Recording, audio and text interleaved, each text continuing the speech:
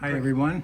Hello, I'm Barbara and this is Roger. Hey. And we both had grief experiences, significant ones, and have found that it is possible to heal from the sting and pain of grief. And that's why we're here. That's why we're here. I lost my son in 2012 and suffered pretty terribly for about 8 years. And I know many parents have suffered even longer than that.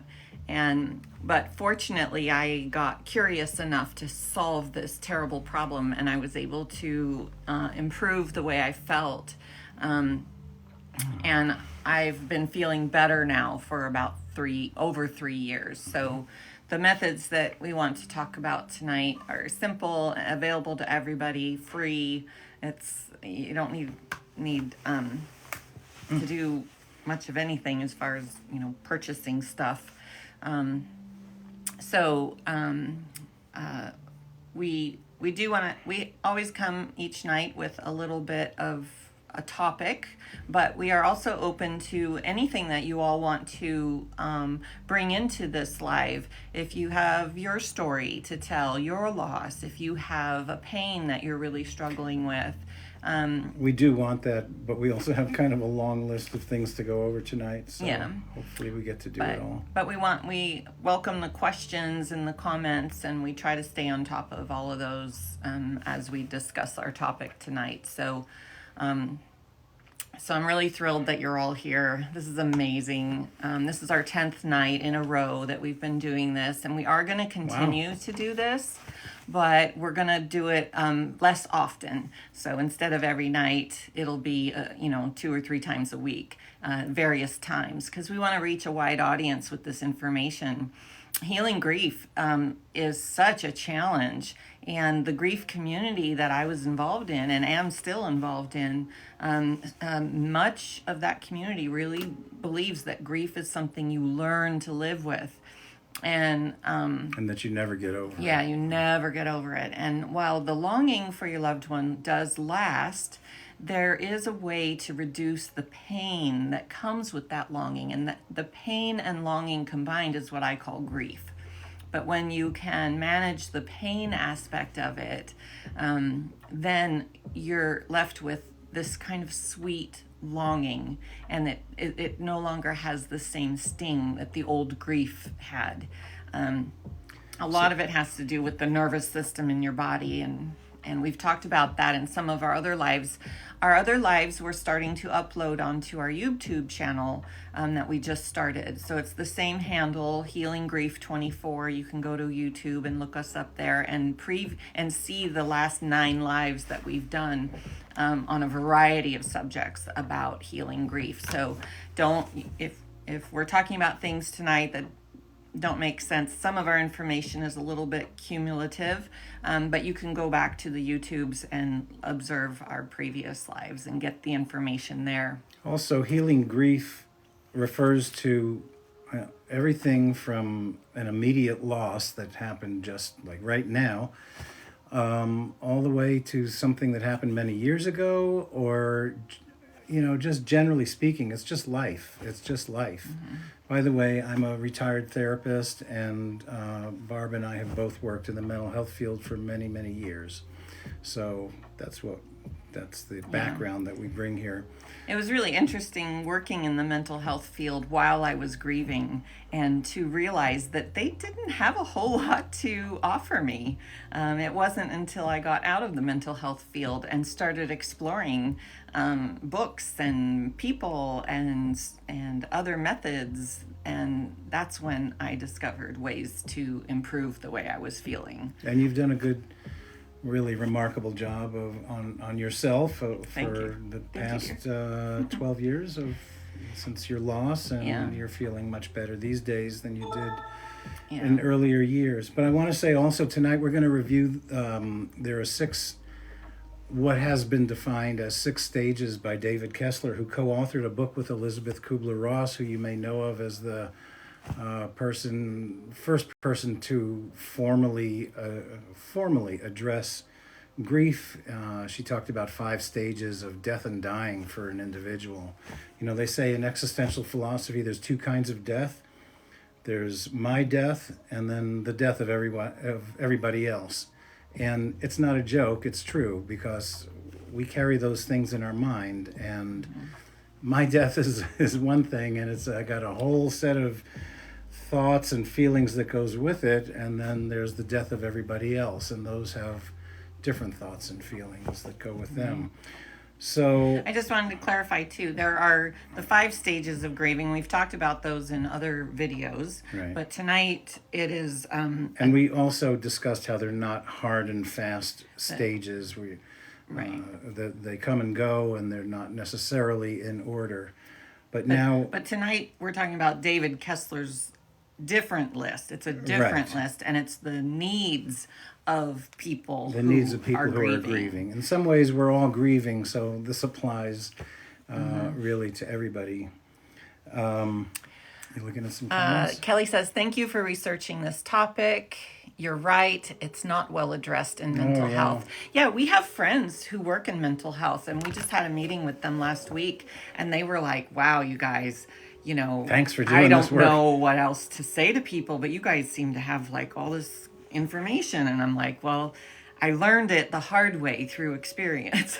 Also, in mental health, everything tends to be looked at as a sickness, and grief isn't necessarily a sickness. It's something that everybody faces, and everybody historically has faced it, and does face it, and will face it.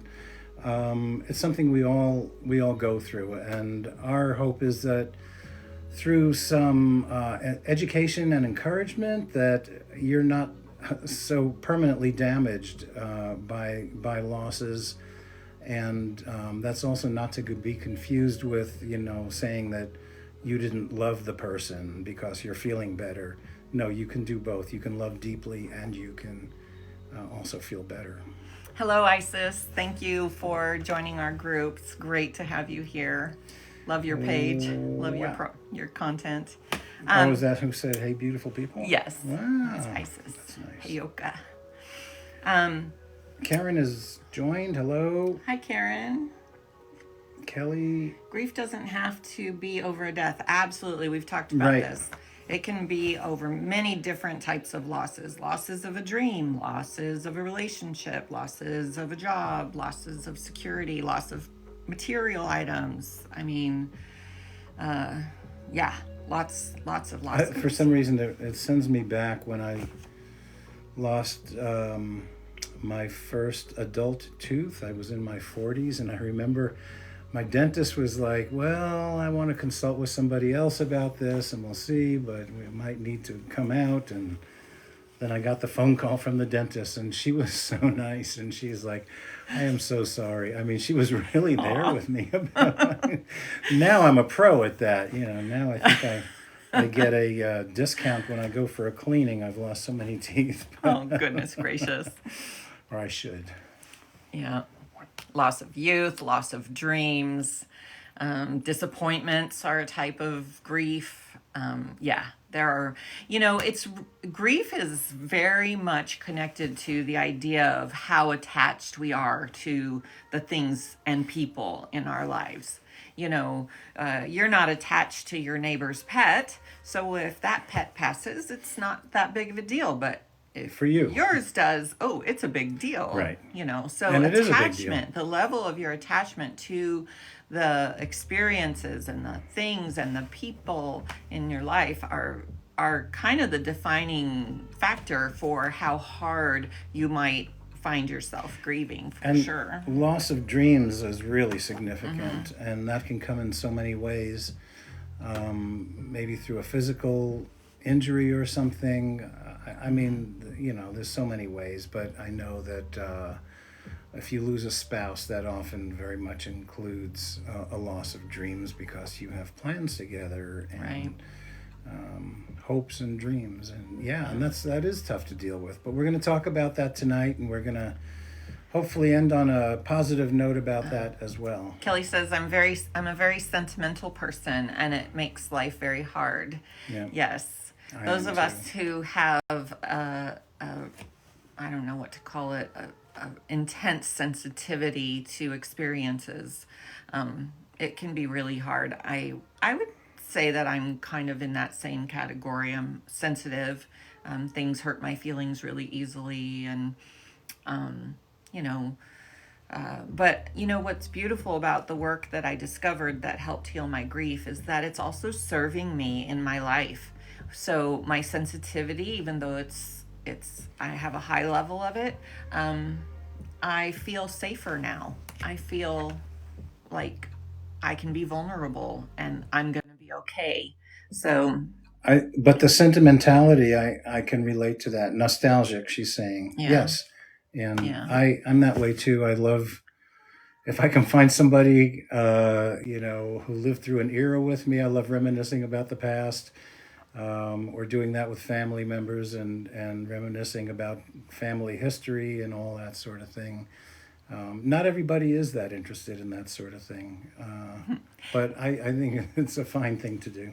Yes, we are cute. I see Ah, that. Says Kylie okay. says we're How cute. nice. How nice. Thank you. So let's talk about these 6 needs that grieving people have, and maybe you can think about in yourself what those needs might look like when they're being met. Um, So the so, first one, this is again a list compiled by David Kessler, who's an expert in the field, and it's an interesting list. So the 6 needs of grief. The first one he indicates is to have your pain witnessed, and okay, so you don't do it alone right. entirely. There are parts of it, and you have plenty of opportunity to be alone, but I remember in the early days, I would go to the grocery store and the clerk would say, "How are you today?" And I would just go, "Well, considering it's been 2 months since my son died, I'm here grocery shopping, so I guess I'm okay." But it's like I had to always tell my story. I had my pain needed somebody to hear it. And so even somebody as obscure as a grocery store clerk was the one who had to hear and experience aren't my you glad pain. I'm sure he was sorry he asked, how are you today? It's Yeah. like, but there was this urge, this need for my pain to be observed by anybody who would be willing to observe So it. you're pointing to the need, Yeah. and it is a legitimate need, and yeah, if the grocery clerk is a willing audience, okay, but I think obviously sharing what you're experiencing with others who care, of course, is really important, and a lot of times people don't know what to say to you if you're experiencing an immediate loss, and if you trust people and start sharing, uh, it can be a very positive Yeah. experience actually for both of you. Where are we at here? There was, Um, oh, I was going to say, well, not yet. okay. I was going to say also that therapy is the obvious venue for uh, sharing what you're experiencing, and a professional therapist is hopefully good at not pushing you, but evoking or listening, being present for you to tell what you're experiencing and Well, share what you're and the experiencing. second need is to express, which kind of comes back to that finding a therapist or having the best friend in the The right world, people, the right people. real encounters, authentic sharing. Yep. My daughter, when my son died, my daughter was also grieving, and she made it clear to me that my grief and her grief were not something that she was interested in processing it together at the same time. She's like, it's just too much. Your grief and my grief does not fit in a space. So she's like, she set her limits, and I honored that, and I used my best friends and um, therapists and other people to do my expression of Yeah. grief. And the So, point is you're not alone. So yeah. hopefully you find some people who you can find some satisfactory way of expressing what you're going through Yeah. with them. Yeah. So And number 2 is know to your audience, like really know them. Sometimes like I just blurted stuff out at the grocery store clerk, Oh, it's like, did I really get anything valuable in return? Probably not. But when I would sit down with my best friend and really have conversations, it was a much more rewarding and enriching experience. So know your audience, choose the right audience. So number two is what we've been talking about, actually. What was the that's topic what I number said. one here? Well, how come every time you touch this thing I'm it works, and when I touch it, it doesn't work? We're doing the laptop. Yeah. Um, Okay. Okay. 2 fingers. Yeah. Witness. So having it witness. Oh, it's 2 fingers. See, that's the trick. And to express your feelings, not just the story. It's not really about the story. That's important. Yeah, the story is important, but what's really important is what you're going through and what you're experiencing, and that's the real essence of it. And with trusted, interested, caring others, or with a therapist, and like Barbara says, know your audience. So that we kind of covered 1 and 2 in the same set of thoughts there. Let's see. Isis says, I handled my grief by going out and dancing at night. Felt a little Wow. guilty to do it, but it worked.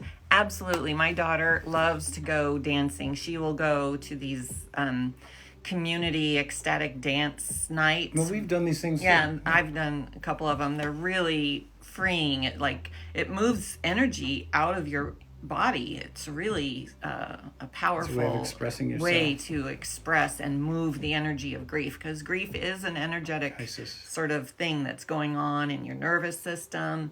And to move your body, there are many ways to find healing, and but it typically has something to do with your body. And so And dancing is a great example. Isis says it worked. Yeah, It worked. yeah, Felt a little guilty, but it worked. right. Absolutely. Great. Dancing is Good a for great you. way. Yep, move it out. Yep. Okay. Um, Where are we at? Number 3. To release the burden of guilt. So there's Yeah. guilt in there. If you are suffering guilt, the advice I would give is experiment with feeling differently. I mean, explore the guilt. I guess guilt comes in many forms, and this is a difficult subject because in a pure sense, we can always say I could have acted differently.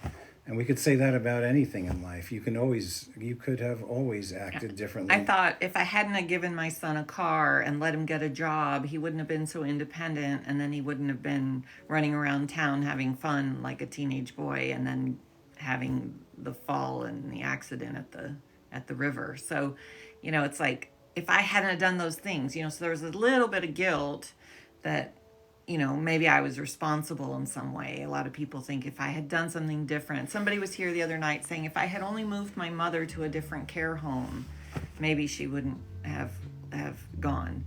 And, it's like, we can always ask these questions all the time, but the guilt does not serve. In my family, guilt, talking about guilt, there was an expression in my family. I don't know if others did it. I used to like it. If my grandmother had wheels, she'd be a trolley car. So you can always say if, and does it really make a lot of sense in the world? It's like from a more of a Zen perspective, things are the way they are. And there are those, probably a Zen master would tell you, no, you couldn't have acted differently. Right. It's folly to think that you could have because you didn't. And that doesn't make you a bad person. You did the best you could with what you had. Mm-hmm. So, we don't want to drive ourselves crazy with guilt. Our world kind of teaches us that we're guilty by nature. Like religion does it, philosophy. You're just guilty for failing to live life well, or you're guilty for sinning, or you're guilty for the things you don't do or the things that you do. You're just, our society kind of trains us to feel guilty, and I don't like it. I don't know about about you guys, but I don't So, like feeling guilty. And Isis I'm not a says, bad person, so I don't deserve it. my 24-year-old son doesn't talk to me, and I run those what if things through my head. I think it's natural that you're going to do that. I'm sorry that that's going on. I just want to express that. I'm sure that obviously it bothers you, or you wouldn't have mentioned it, and that is rough. Yeah, you're dealing with a lot. I hope you don't end up on the wrong side of things, or if you do, thinking yourself into a position, backing yourself into a corner with guilt. If there is stuff that you want to apologize for and there's a space for that, then obviously you want to do that. I had an experience with my son-in-law. He and I kind of butted heads a few times, and so our relationship was a little bit rocky. And he really just doesn't always want me around, or just it was just rough, And I'm the kind of personality that wants relationship with people, and it just was not a thing that was going to be happening. And as I was doing my healing work for my grief, I went into a meditation one day, and I spent quite a bit of time getting my body calmed down and getting my mind clear. And all of a sudden, I felt my son-in-law's presence come into my meditation. And I'm like, what is he doing here? I just couldn't imagine why my mind was traveling to this story. It was not something I was going after or anything. But I just remember him being there, sort of like this feeling like he was present in my meditation. And I just suddenly fell in love with him. All my angst about the relationship left me. I just was like, I don't know what just happened. It was a very strange experience, but Wow. I was like, God, I love that man. I love him so much. Well, Like, I just fell in love with him. at the same time, he was trying to push you out of his life. He's right? trying to say, don't come around so much, you're too much for us or whatever, because I can be a little bit much, but that meditation was so beautiful, and it felt so real. And even though I know it was just a mind thing going on in my mind, it felt so good. Well, a few months later, I'm at his house, and trying not to overstay, and all that. But I can't even remember, but I gave him a hug as I was leaving, and I said, I love you. And for the first time in 16 years, he said, I love you too. Oh. And I was like, he's never said that before. I was like, what happened in that meditation? Like, did some magic travel into it Well, was obviously weird. you had the right vibes around him also. Yeah. You were living that apparently. It was real for you. So 16 years of angst. And the last time I was at their house, he talked with me for a long time. We just had a conversation. That's never happened. So these relationships that feel permanently estranged, I am convinced that the same work that healed my grief can heal relationships too. But it was my work. There was nothing that he needed to do. So it was my work. Isis says, narc dad poisoned him against me. Narcissist. Oh yeah. Narcissism is a pet peeve of mine. Yep. I think it's not a joke. It's a really serious affliction for the person who is narcissistic, and for everyone around them, and especially family members. It's a terrible thing, and I've dealt with it with family members my whole life. And there was an effort, I'll just say, to poison my kids against me after my divorce, and I'm sure even during the marriage. And thank God, my kids didn't succumb, and so lucky me. Yeah. But it can change also. The kids may change and get better at not letting that influence them so much. And, I think many professionals would say narcissists never change, and that's probably true for a lot. But I've also seen narcissists who do change. And in my case, there's a family member who was very narcissistic, but as they became much older, advanced in years, decided they wanted to just relate to me as me and start and knock off all the games. And so we just went back to that. Nice. And it's really nice. It's really nice. So it is. It can take a lifetime. It can take a lifetime. I think when they lose a lot through advanced age, they're less competitive and less concerned with game playing. Yeah. Yep. Is there a lot of comments coming in? I says, Mom did it to my dad. Yeah, that's no fun to be in that circle or that triangle. That's triangulation. That's what When we you're call it living in with a mental health. narcissist, they undermine everything you do. His brother said he will go down with the ship being wrong, and I agree. Yep, a lot of us will make choices like that. That's for sure. So, anyways, letting rampant. go of this guilt, it doesn't serve, Feel it for a minute, process it, and then kiss it goodbye. Yeah, you don't have to live with the guilt. You really don't. That is a choice. And even if you believe that you did certain things, you don't have to let the guilt from that, pain you for the rest of your life. You don't have to condemn yourself to suffering because of a choice at one point in your life. It's forgiveness. It's self-forgiveness. How about that? Yeah. I did some really kind of unkind things when I was deep in my grief, searching for a better feeling and hurting people in the process and being disrespectful of people. And so when we're hurting, sometimes we do make mistakes. And, I could hurt myself by holding on to that guilt for a long time. But, each one of us is worthy of forgiveness and feeling whole once again. So, Okay. let's see.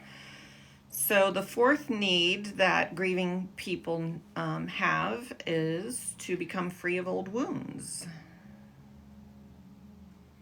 So old wounds are there. We have them. The older you get, the more you collect.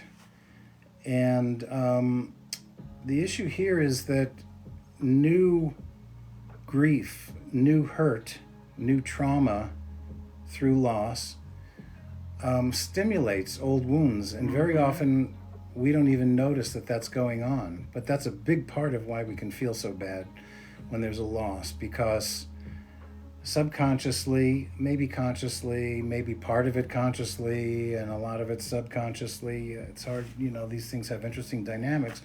But I'm hurting now from this new loss, and yet I feel so bad because I'm also hurting. What do they it reawakens wounds from the past, and you may or may not even notice that consciously, but you're feeling it. I just remembered something that's significant that happened when I was starting to do my inner work and healing myself. A memory from my childhood came up that for weeks Roger and I talked about it, and I was like, what is this? Remember the swimming pool memory? I had this event happen when I was a child, and the event left me feeling like the world wasn't safe, that my needs were not important. And when my son died, the world didn't feel safe, and I was hurting, and there was no solution for my hurt. So I felt the same pain, that it's not that you want to care. There's not enough care for this situation. And so, yeah. So do you feel like you had to heal that old wound in order to help heal your grief? I think so. Yeah, I think it came to, I had never thought of that event on a serious level. Do you want to share briefly what it was? What happened was we had a swimming pool when I was a kid, and my older sister and her friends invited me to swim with them. And I really loved that because I was younger and I was always the annoying little sister. And so I felt really happy that I got to, be with the big kids. And so we were playing a game, and one of the games, it was like Marco Polo, but they said you can get out of the pool if you want. If you're Marco, you can get out. So I got out of the pool, and as a good, honest person, I kept my eyes closed because I didn't want to break the rules, and Right. I wanted to continue playing fairly with my sister and her friends. And I dove into the pool with my eyes closed, and I missed the pool, and I hit my shoulder on the edge of the pool, and dove in like bam. And my sister and her friends were like, "You're okay, you're okay." And I said, I want my mother." And they said, no, we'll get in trouble if we have to go get mother. So we're not going to get mother. You're going to be okay. We'll get you some ice. You're okay, you're okay. And I was really wounded that the care that I wanted my mother, was not made available to me, that their needs to not be in trouble came first over my need to be comforted when I was hurt and in pain. And I just let that go. I'm like, oh yeah, I guess I don't want them to get in trouble. And I never really thought about it again till it was like last year, maybe year before. But there was a message there But the that message was that I'm not allowed to have care when I'm hurting. And it was like, wow, this wound is like coming up, and I'm feeling it like in a fullness that I'd never felt it before. so the message here, the point is that be aware that old wounds do get stimulated when there are new wounds, and you need to keep a perspective on that, and try not to dwell in the past, or deal with the past, I guess, if you need to. Yeah, Isa says, I think I healed old and new ones at the same time. Yeah. Yes, Yep. absolutely. I So was healing similar. an old one and a new Pain one is all pain. at the same time. Pain is pain. So, Number 5. so this one is the need that grieving people have is to integrate the pain and the love into their life. So there's integrating the pain. As a therapist, I can tell you the word integration is very much, on your mind as a therapist. As a person is leaving your office, or before they leave your office, you're thinking about the integration. We had some emotional experience here, let's say, or some meaningful dialogue where they've gotten to a new place, and then what are they going to do with that? So integration means you're attentive to how this new awareness is going to integrate into your life in the outside world. And it's a delicate balance, because let's say a person is in your office and they have a big emotional experience, and then they want to pull it together, and you want them to pull it together so they can go back out into the world and drive their car and everything like that. And so you're kind of putting the experience aside. But on the other hand, you don't want to pull it all together. You want to go home and reconsider, or consider how you're living and what you were living with before, and maybe live in new ways and better ways, so that that's called integrating the pain. And along with that, so David Kessler refers to love, integrating the pain and the love. So I think the love is refers to that we are good, that human beings are good, that people are good, and that we have love in our hearts, that we love. And pain can make it, harder to love because it keeps us from life. Love is investing yourself in the world, investing yourself in other people, enjoying life, enjoying other people. And when you're in pain, you pull away. What is pain? You can, looking at it at the simplest level, for example, a microorganism. If you touch a microorganism with a metal probe, you can watch it retract. You can watch it pulling back from the probe. Mm-hmm. And that's what emotional pain does to us. We pull back from the world. We pull back from life. Yes. We pull back from others. And love is the opposite of that.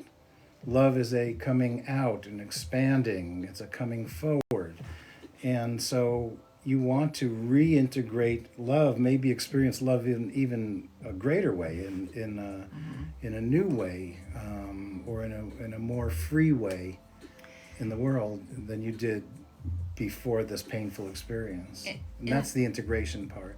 In my experience, when I was living with high levels of pain, you know, I related that pain to the fact that I loved my son so much. And many people do equate. In fact, there's this meme floating around on the internet that says, grief is merely love with nowhere to go. And I really would like everybody to put their critical thinking caps on and reassess that little meme, because grief and love are not the same thing at all. Grief is pain. Grief is grief. I think you're a real expert on both of these, by the way. And love is love. I felt incredible pain, and I felt incredible love. And when you heal the pain aspect of grief, what you're left with is longing. And longing is a natural human thing. That's what we're here to do. We're here to love and appreciate things around us and long for them. It's fine to long for something. The problem is that when we don't get the thing that we want and we enter into a state of intense pain, and then our quality of life goes down dramatically. And so when the pain was so big, the love felt kind of smaller, you know. But as I reined in the pain and learned how to process it out of my body, and then eventually the love started to feel even bigger. Like, my love for my son is probably bigger now than it has ever been. And it's a delicious feeling. I love it so much. And but quieting down the pain aspect of grief was critical. And for me, in my experience, and I believe this is the experience of many, many people, grief is a very somatic body phenomenon. It's the nervous system gone haywire. It's the thinking patterns in our brains, our neural pathways, our neuroplasticity has changed. So there's a lot of biological stuff going on in the body that is affirming this constant sort of habit of grieving. And to create a new habit, you have to break an old one. And this is one of the books that I read, was the Breaking the Habit of Being Yourself. And I realized that I was identifying as a person in pain, a grieving mother, a person with an impossible situation that could never be remedied. You know, I really identified with all those thoughts and ideas. And when I started practicing methods of reframing my thoughts and calming my nervous system down with rhythmic breathing, learning meditation. I didn't even know what meditation was when I first, heard about it. I knew what the word was, but I really didn't understand it, on a practical level. So educating myself, understanding why meditation can work for many people, it all came to integrating this love and the pain, and getting real with, like, how much pain do I want to integrate into my life? I still allow a little bit of pain in, but not as much as I used to. On certain the anniversary dates, the pain bubbles up, but it's not near as devastating as it used to be. So I've learned to quell it quite a bit. So you live, right, the idea is to live with love, you have the pain, experience the pain, but you live with love in your heart. Yeah. We want to foster the love and not the pain. Right. So. And the sixth and last stage that David Kessler defines is finding meaning in life after loss. And I think this is a lifelong project. This is a really big one. It's a really important one. And it's a very personal thing. It can come in many ways. Nobody can tell you how to find, what's going to be meaningful for you. But people, there are examples that, big examples that you can see in the world. I've seen these people are kind of gone now, or at least dying off now, but there were the Holocaust survivors that would go around on speaking tours. And the ones I've seen, they were speaking really about love and living well, and did not speak with bitterness. I mean, I guess that's what it would take to go through that experience and get, live so many years after to get old, is that you couldn't do it if you were and too badly embittered. And they don't speak with hate, those people that I've seen. But their meaning was to go on tour to touch as many people as possible, to let them know what a human being can endure, and to demonstrate that you can live with love in your heart after being treated terribly. I remember somebody told me, it was like right around the time of the funeral, somebody said, someday you are going to recover from this tragedy, and someday you are going to write a book, and you are going to, and they're like, you're going to make something out of this experience, and I was like, shut up. I do not want any of that. I want my son back, Right. And so it was too early to be looking Right. for meaning on the third day, it's like that's not the time to look for meaning. But I am grateful that the seed was planted. Well, I think finding on the meaning eventually is. I mean, I'm going to go on with my life. I'm not going to kill myself, You can find meaning early on. I think just saying that, okay, well, this is awful, but my life goes on, Yeah. I will continue. And that's a hard one.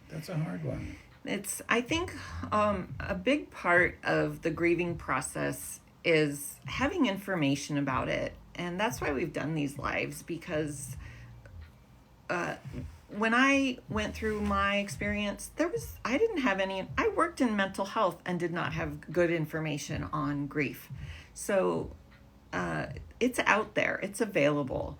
And it's not always under the label grief. Sometimes you have to go explore things like spirituality, or you have to explore science. I got interested in quantum physics. My interests were all over the place, but it was so fascinating to watch how these various subjects. So education became part of the meaning for you. Yeah. I'm really interested in this question of meaning and how people answer it, because I think it can be directly related to the loss, or it can be just getting on with your life in a way that you were meant to do anyway, and allowing yourself to do that, whatever your interests are, to kind of blossom despite the fact that you've had this loss, to not let it end you. I think that's meaningful in itself.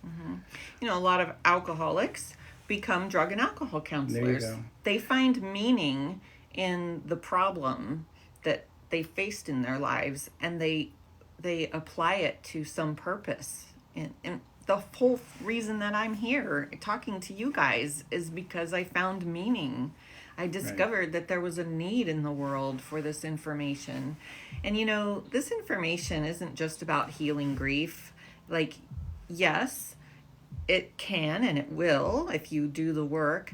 But what I'm discovering now is that the same processes that I employed to heal my grief, I use today to help me live in a world that's full of sadness, disappointment, scariness. Our world is kind of a trip, and it's emotionally hard sometimes to to watch things that are going on in the world, and I needed a tool to bring myself back to feeling okay, you know, and feeling safe and feeling whole, you know. So healing your grief is about more than just reducing the pain of grief. It's about giving you an opportunity to bounce back from anything that comes at you in life.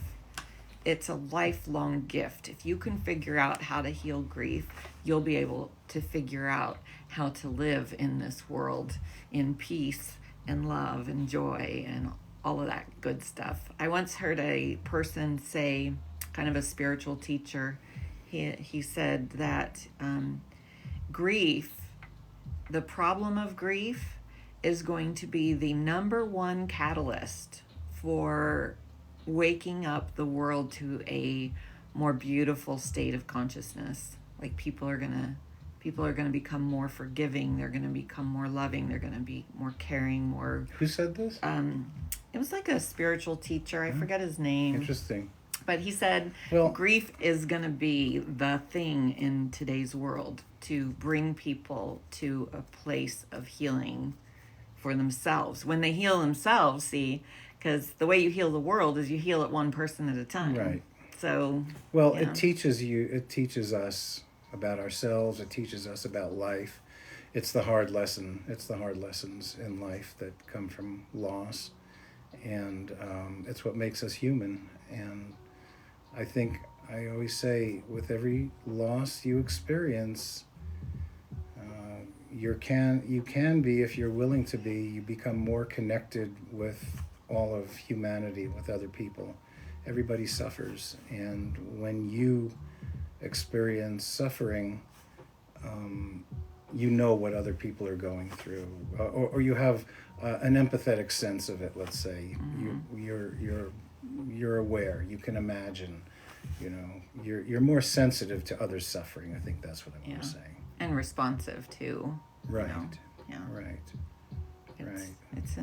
So, you know, even though the worst thing that ever happened to me was losing my son, I, not intellectually, but in a felt sense now, I can honestly say that tragic loss was the best thing that ever happened, because it sent me on this journey of discovery of how to find that better feeling place.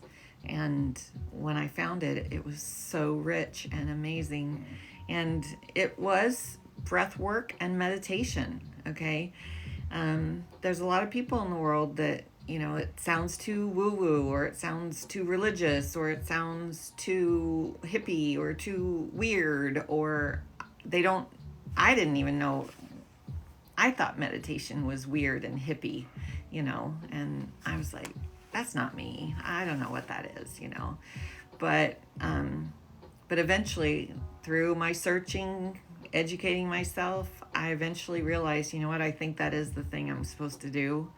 So I did it, and I did it faithfully for like days and days and days, until eventually it clicked. And people talk about this, that it takes about a month of doing it daily, like twice daily, for something significant to shift inside of you that will motivate you to do it. It'll give you a natural desire to do it. So at the beginning, it's like, okay, I'm gonna do it. It's more like a chore. It's like you're testing it out, gonna try and see if it works, and you don't know if it's gonna work, and am I wasting my time, and all those thoughts.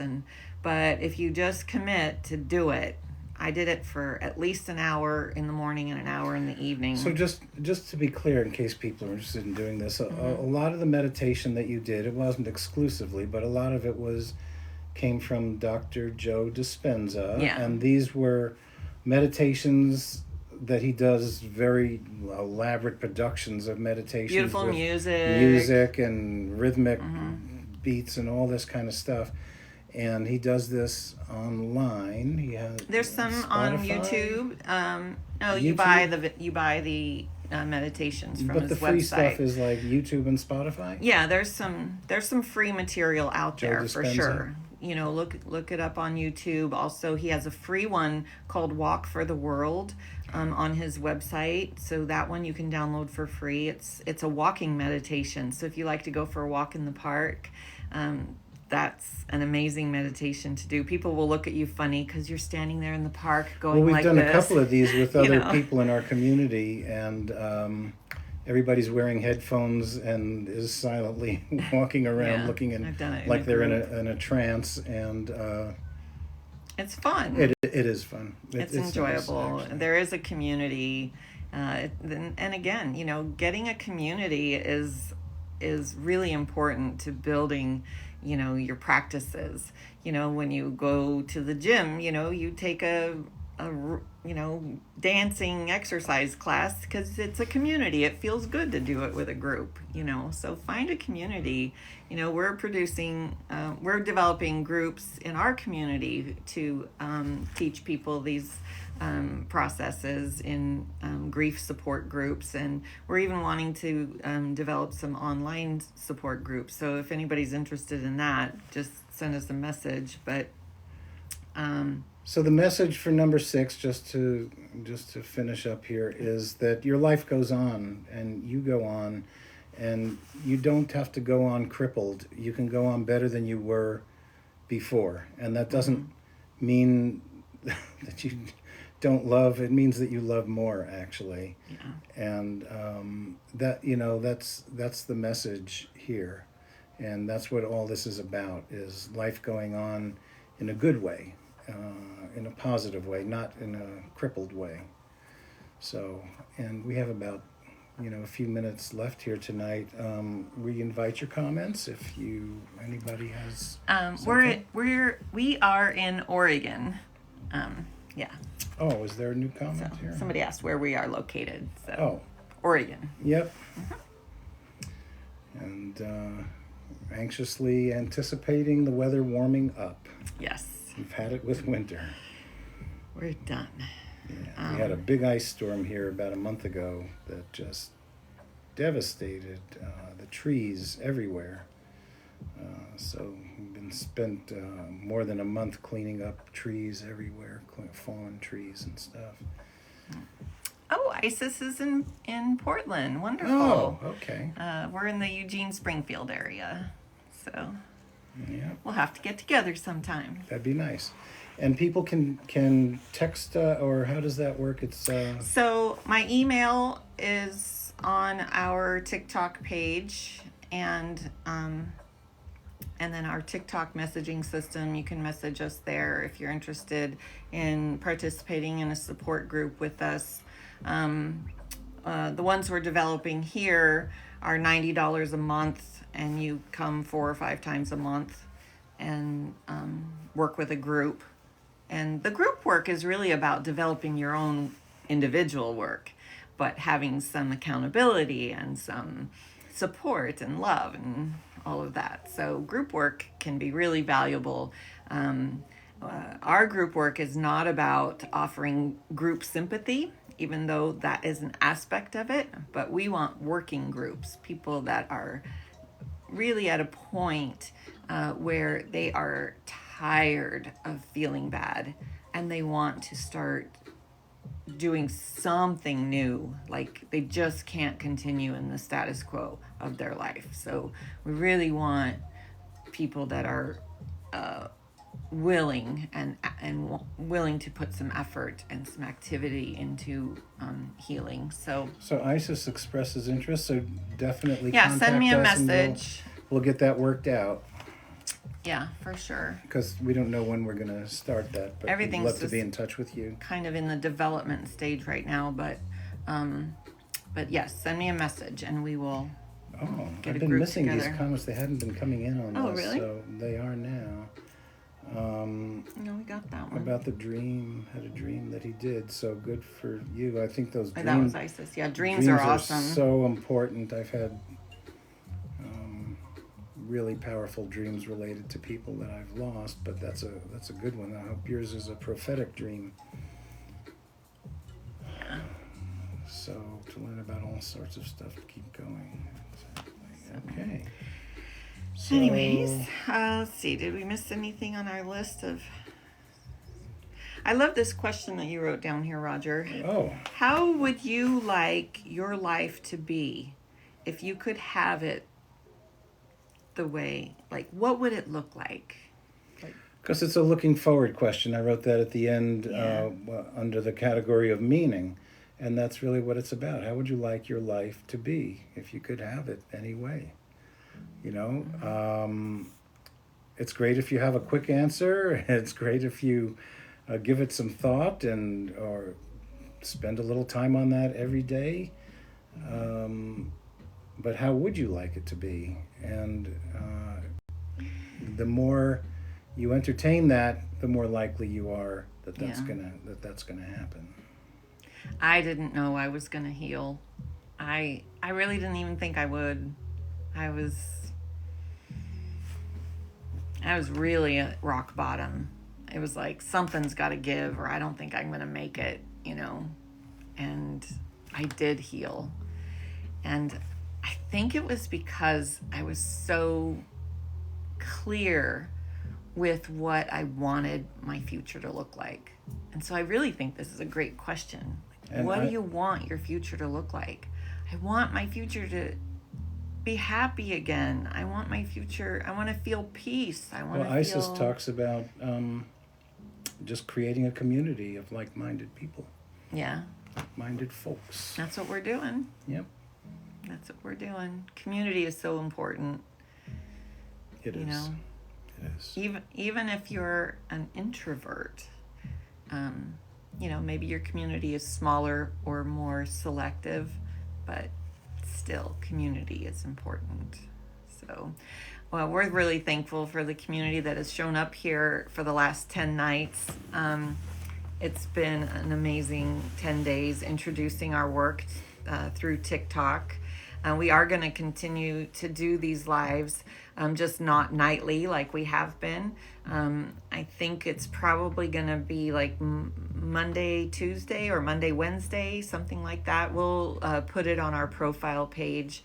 So, We have to figure it out. yeah, we got a couple other things we're putting into our schedule, so we gotta work some things out. But definitely, I think what we're gonna do is like a daytime live, like, you know, noon, 1 o'clock, something like that, and then a evening live, so that we can maybe hit 2 different audiences at each time. Because I really feel passionate about getting the information out there that grief is healable. So we'll be doing a couple days a week. We'll be continuing with these live conversations. So so make sure that you stay in touch with us. However it is that you do that. So Isis, thank you for the gifts. I appreciate that Yeah. so much. Thank you everybody for the Thank gifts. you. It is such a privilege to be with you all and to share in your stories. Appreciate your help this past week. I'm feeling more hopeful. Oh, wow. Tiffany. Oh, you're so very welcome. It is Wow. really a joy and a pleasure to know that this work is touching people's hearts. Yep.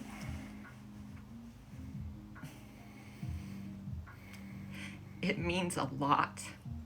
It means a lot to me and to many people to know that hope can be fostered. So that's so great. All right.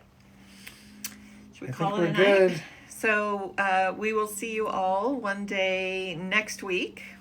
Look at our profile page and see which days we announce. Like I said, it's probably going to be either Monday, Tuesday, or Wednesday, right around there. So Those hearts coming in. can't wait for the next one. Great, Tiffany. The hearts. Thank you for all the hearts. We have 3,000 hearts tonight. I think that's Wow. the most hearts we've had. Thank you. It's a lot of effort. That's a lot That's of a lot effort. of tapping, and Yeah. and that really helps. It's What encouraging. What a yeah. joy! What a joy, you Yep. guys. Thank you To so reach much. the right people and connect that way. Yeah. Really feels Yeah. good. Oh, and Desiree was here too. Bye, Desiree. Bye, everybody. We'll see you soon. Bye. Good night.